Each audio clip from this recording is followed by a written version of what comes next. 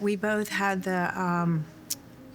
we were fortunate that we both grew up in families that modeled and lived out the story of giving. So in many, many, many different ways. But we both were familiar with tithing. It wasn't a new concept to us when we started our journey as adults, our own church journey. So it was something that we wanted to do.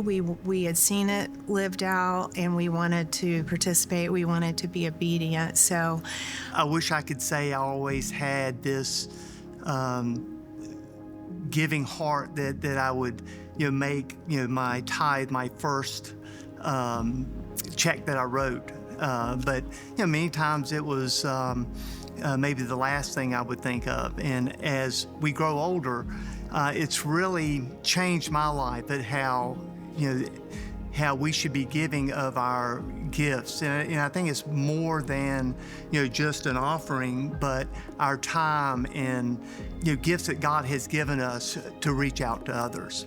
we just agree that we just give whatever we have. We have enough. And so if you don't have enough, we're going to give to you of what we have.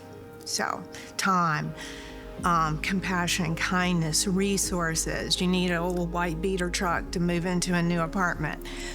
You can have ours. You can borrow ours. You need our home. You can come in. Just whatever we have is yours to share.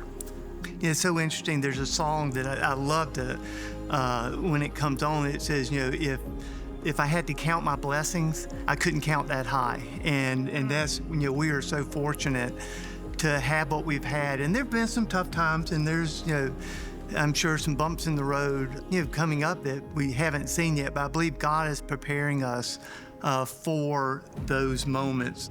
I think one thing that what I love about New City is how Chris has been able to direct us through integrating our faith and our finances together. Mm-hmm. And that has been so powerful for Jill and I that it's beyond being able to just give a tithe every month, but it's having the faith that what we're doing and what we're doing with the the Here, Near, and Far campaign, which has had such a impact on us of where we're going as a church and how we're able to reach people. And if our gifts can bring one person to Christ, and that person goes out and can bring another person, I mean, you're talking about a whole generation of people that know Christ and live their life through His Word.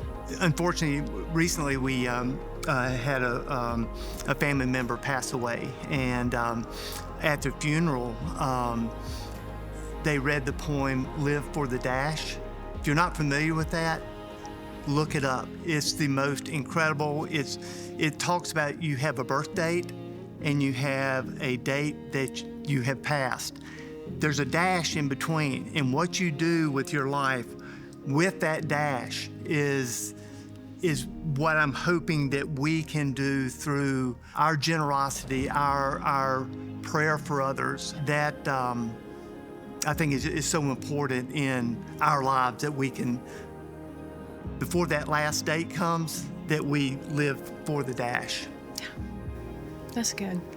Jesus said, anyone that you serve, whether they for food or for thirst, for clothing, for any of these things, serving them is serving me. And I think a lot of that is part of that dash, again, that we strive for. And I think it comes from a posture of, I want to, it's not that I have to. I don't have to give back. I want to. I want to give of all of the resources, of everything that I have. I want to give back and to share my faith and everything that Christ has given me and that He has done for me. Why wouldn't I want to share that with everyone else? So, yeah.